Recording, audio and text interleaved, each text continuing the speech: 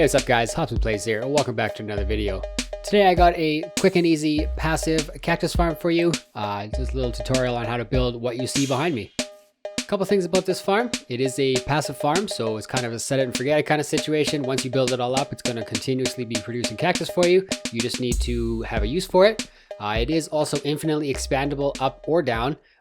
In my survivor world, I built this all the way down to Bedrock, but if you want, you can build it all the way up to sky limit. Really, there's no limit on how far you can go with this.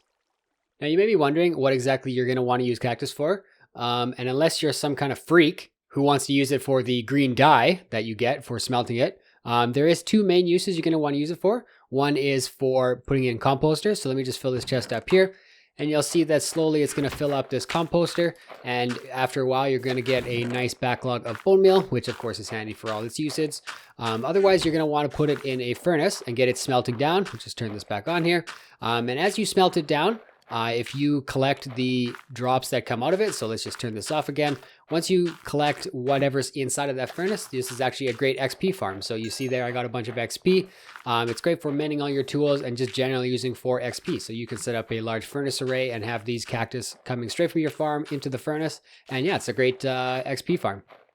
But let's get into the tutorial now. It is pretty straightforward. It is just the right size that it's going to fit pretty nicely inside a single chunk. So if you want to chunk align it, go ahead, but otherwise you really don't have to. Once you pick out your spot, it is a 11 by 11 total space.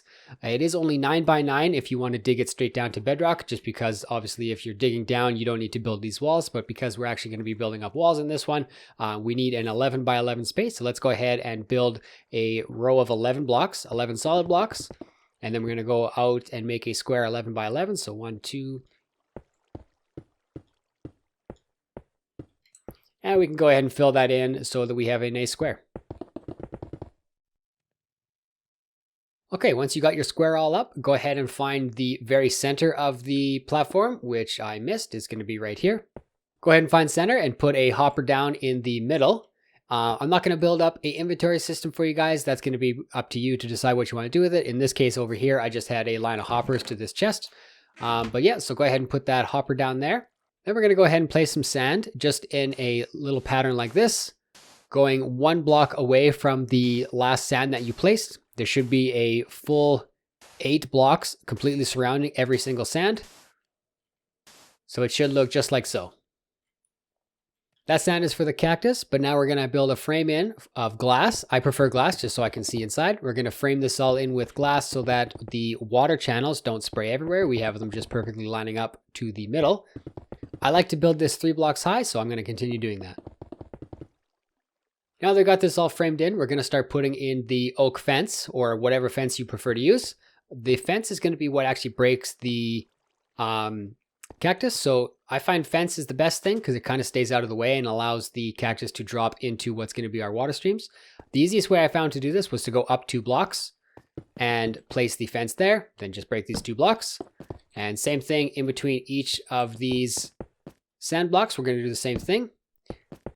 Now it should look something like this. If you'll notice, every single sand block will have a adjacent fence piece to it.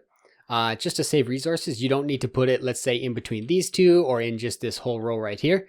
If you look closely here, you'll see that these 2 are covered. These 2 are covered by that one. Same thing on the other one. So yeah, just going to build it up like this. Now we're actually almost already done. Go ahead and put a piece of cactus on every single of these sand.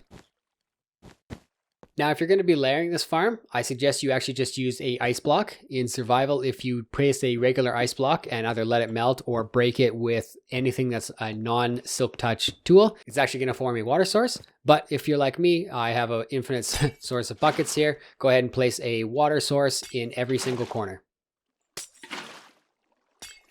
Now you should notice the water lines up perfectly and goes into this hopper right here. So all of the cactus that drops from this is going to go perfectly into that hopper. Now if you're a strong independent player and you don't need no more direction, you can go ahead and stop watching right here. Just build this exactly the same way, just building it layer by layer, as high or low as you want it to be. But if you want to keep watching, I'm going to show you a few tips on how to make this a little bit easier in your survivor worlds. If you take a look right here, this is more or less what the side view of each single little row is going to look like for your cactus farm. So you'll see here you have a solid block, sand, cactus, and then a fence piece adjacent, and then it just repeats that pattern over and over again as high or as low as you want it to go. But here I'm just going to quickly show you how I found it easiest to actually build this in survival. So go ahead and place your sand like so. Once you place your sand blocks where the cactus is going to go, place 4 more sand. I like to use sand as a building block because it's the easiest thing and quickest thing to break. Once you go up those 4, place a stone or whatever other solid block you're going to use right here. Place a sand on top of that, and then we're going to go up 4 more sand. So 1, 2, 3, 4. And same thing again. We're going to place our smooth stone on the sides, sand on top, and we're going to go up 1, 2, 3, 4 more. I do this as high as you would like to go. Now, once you get up to the height you want, go ahead and build up 2 more blocks. And we're going to put a fence right in the piece in the middle here. Now, the nice thing about having a fence here is you can actually still stand on this block and not get pushed off by it. So once you got your fence in there, go ahead and break down 2 blocks, place your cactus.